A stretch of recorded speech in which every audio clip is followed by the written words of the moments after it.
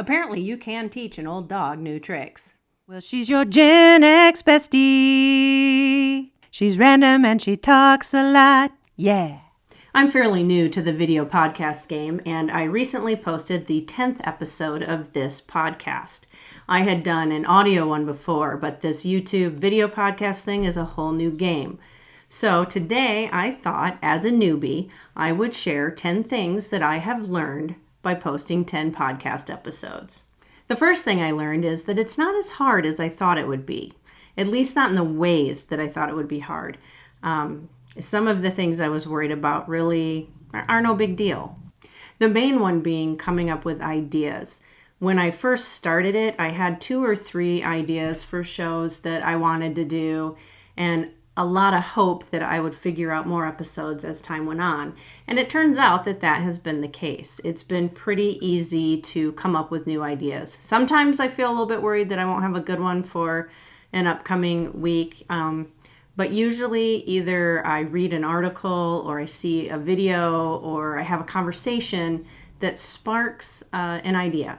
So that's been nice. That has taken a load off of my mind in, how am I going to go about doing this? I did not anticipate, though, how hard the editing would be.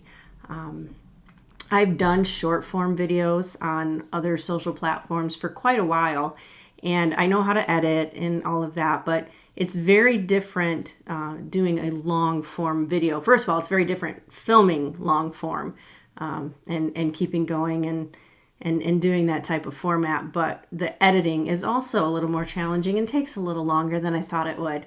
So yeah, that's harder than I thought, but the ideas come easier than I thought. The second thing is you don't need fancy equipment. I use my iPhone 17 for recording, and I have a Blue Yeti microphone that I think I actually got with a gift card when I opened an Amazon credit card. I think they gave me a gift card and I used it for my microphone. And it's not a fancy or an expensive microphone. And I've actually used a little lavalier mic that I think I paid maybe $20 for on the internet. But I edit on my iPad and I record on my phone. I would like to change that. I do have hopes of getting a laptop and having a regular camera to do the filming, partly just for storage and processing reasons. Editing takes a lot of power, and sometimes the iPad struggles to keep up. But outside of that, actually producing something on a phone with an iPad and an inexpensive microphone is totally doable. And so I've realized that I don't have to be in a rush to buy that equipment and invest in that before I actually know where things are going. The third thing is it's an emotional roller coaster, and success is not linear. You think as you put things out there, the more you put out there, the more people will see it and you're going to grow. Well, that's not how it works. And I should know that because that's not how it works on any social media platform, long or short form. But to give an example, 3 episodes ago, so episode 8, I did one where I interviewed my alter ego, Eddie. And that was my best performing one so far when I got there. And it's been my best performing one still. I have not done as well in the last couple of episodes as I did with that one. In fact, the last couple of episodes have been horrible, worse than the early episodes. They have some of the lowest views of all of my episodes that I put out so far. And that can be discouraging because I got excited when the one episode did well. And then you put all that work in and you're like, all right, it's finally paying off. And then the next episode gets, I don't know what it's sitting at, maybe 20 views. I don't even know. I'd have to go look. But so that can be discouraging and kind of take the wind out of your sails a little bit. So I'm learning, I just have to remember it's a long game. It's not going to happen overnight, and you just have to keep putting in the work and plugging away. So there's that one. The fourth one is these first few episodes are not my best work. Aside from the interview one, I did pretty good with that, but the editing on that one was awful. the recording of it, the editing of it, it took so long. I put so many hours of work into that episode. And really for the amount of work I put into it and the amount of views it got, it's not, yeah, like I did a lot of work for very little return. But that's the way it's going to be, I think. These aren't going to be my best episodes. I'm new to this. I haven't quite figured out the flow. I haven't seen what resonates with people and what doesn't yet. I'm kind of just putting some content out there, things that I think might be interesting, and trying to see if there'll be a pattern. So I have to collect the data before I know how things are going to go that way. That ties into the fifth one. The analytics are your friend and your enemy because they can be helpful. You can see where you've gone right, where you've gone wrong, where you're losing people. A lot of times you can see people will do a timestamp, or you can see a timestamp of where they commented, so you know what you said at that point, how it resonated with people, and maybe there's a pattern there. So it can be very helpful, but it can also be very discouraging to see, you lost 90% of the people at the 10-second mark, or the 2-second mark, and so that can make you feel like what you have to say doesn't have value, which is not true. So you have to always balance that out, like dive into the analytics to learn, but understand that they don't tell the whole story.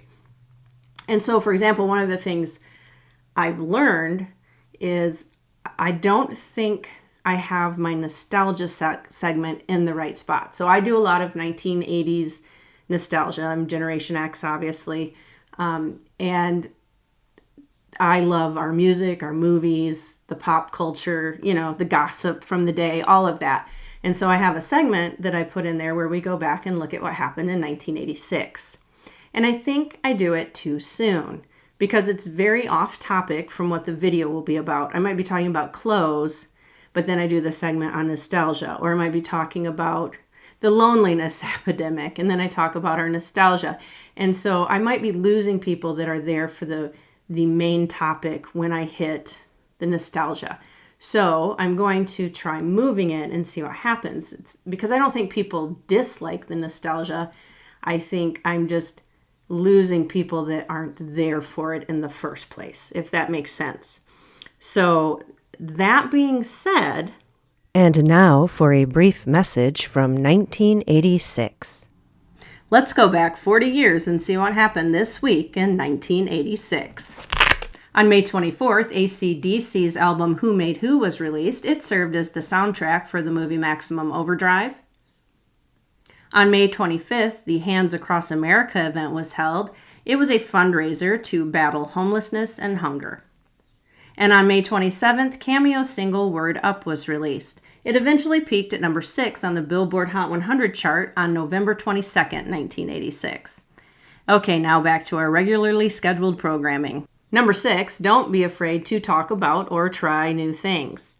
For example, I am not a style or fashion content creator. I never have been. I don't really know the rules of fashion. I don't follow trends or anything like that. But I did a video and showed off my closet and talked about clothing and how it can make you feel. And I do not claim that my clothing appeals to anyone but me, but I do know how it makes me feel. So I felt that fell within my wheelhouse of aging well and feeling good and confident and all of that. So I discussed it from that angle, the enclothed cognition angle of things. And so I think that gives me the ability to talk about more things I'm not an expert on. I'm very willing to talk about things that I'm just learning about and definitely don't know everything about. And so not only does that broaden the topics that I have to discuss, it might bring me into contact with people who do know some really great things about those topics. And it might just show other people that it's okay to just have conversations about things and learn and grow over time. So I'm really embracing the talk about and try new things. Number 7 is it's okay to not be really polished. And in fact, I think personally, it's an advantage these days with everything being so produced and polished. And now with AI coming in, the more simple, basic thing, I think, resonates. It's real. You leave those little pauses, the misspeaks, the ums, the ahs, your head itched, so you scratched it kind of thing. Like, you don't cut all of that out. You don't cut all of the dead air out. You keep it really basic and nothing fancy. And I think that it connects with people and it feels real. At least that's how I feel when I watch other things. I like realness. I don't want to see a highly produced podcast or conversation. I want it to seem like a real conversation between however many people, even if it's just between me and the one person making the video. So that's something I'm embracing, that I kind of already knew, like thought I knew, and that was the way to go. And I do really feel like that, yes, that actually is true, is to embrace the not being super polished and fancy about it.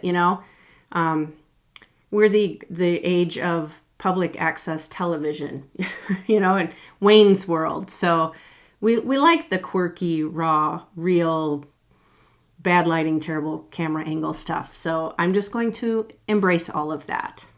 Talk about not being super polished. I just realized while I was editing the video that I skipped number 8 in my list of 10 things entirely. So number 8, it's all about delayed gratification. And I kind of already talked about this, putting in a lot of work for very little return.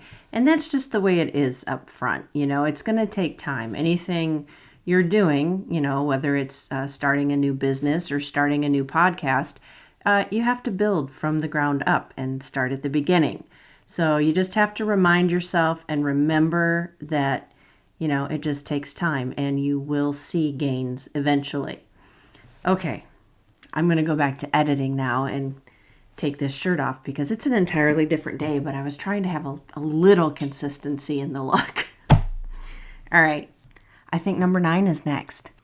Number 9 is your in real life people probably are not going to be part of your audience, and they definitely will not be your biggest fans.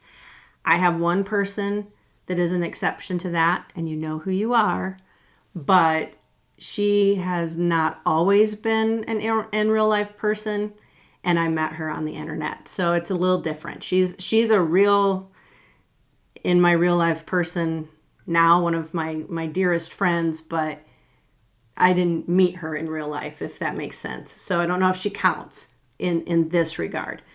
But it's not my family or my close friends or, community members that are watching my stuff and interacting with my stuff and sharing my stuff. It's people who find me on the internet, resonate with what I say, and then get really excited about what I'm saying and share it. And in some ways, I almost like that better. I would love it if my family and everybody was excited and watching it. That would be great. And it's not that they're not excited. It's just they know me. Like, they don't want to watch me talk to the camera for 20 minutes. They have to do holidays and stuff with me. So it would be cool if they did. I would love that. And that I saw their support in that way.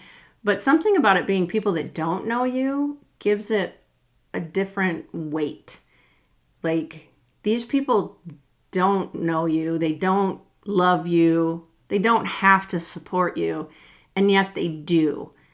And that's because for some reason they have connected with you in some way. And I think that's just awesome. I say it's awesome. And I love it. I love reading comments where something I said either made someone think about something in a different way, made them feel validated, heard and seen. Like, I love that. I love that I was able to do that. And I love building community on the internet in that way. So, yeah. Your real life people aren't going to be your biggest fans, but that's not a bad thing. And last but not least, it's worth it. all the hard work, all the hours of editing, wondering if anyone is even going to see it or comment or like it, or if, people are going to hate it. You're going to put something out there and they'll be like, you really missed the mark on this one. It's still worth it because that's not why I'm doing it. Yes, I would love to have people watch and engage. I would love to grow my platform and make this a bigger thing. That's one of my hopes for all of this, is that it will grow. But that can't be the main reason I'm doing it, or I'm going to lose interest. I do it because I enjoy it.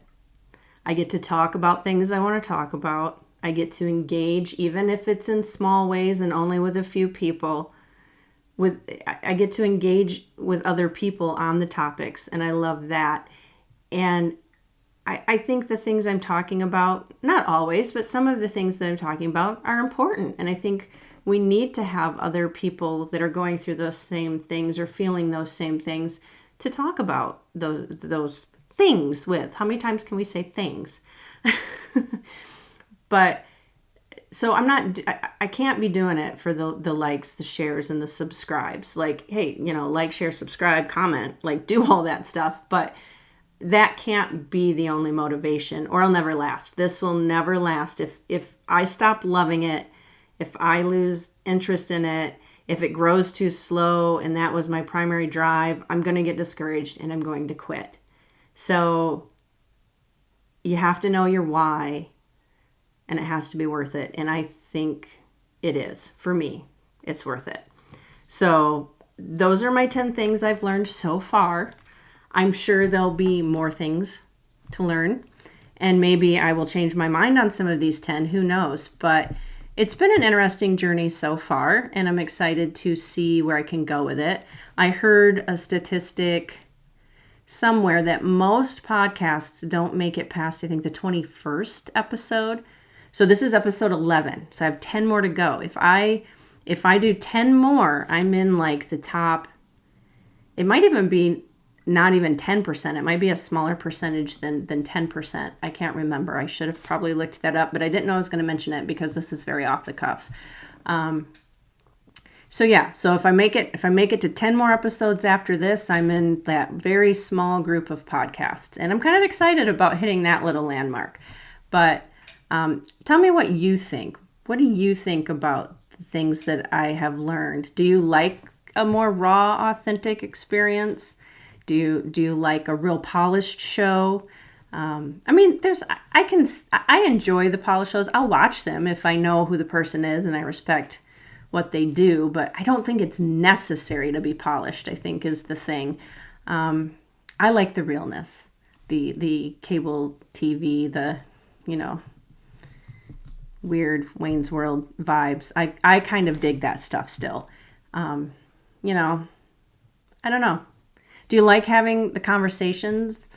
If you've watched some of my other podcast episodes, what do you think of the topics? Am I missing the mark? Are there topics I should talk about that I haven't yet? Let me know. Let me know in the comments what you think. Okay, it's really hot in here, so I gotta go. Later, dudes.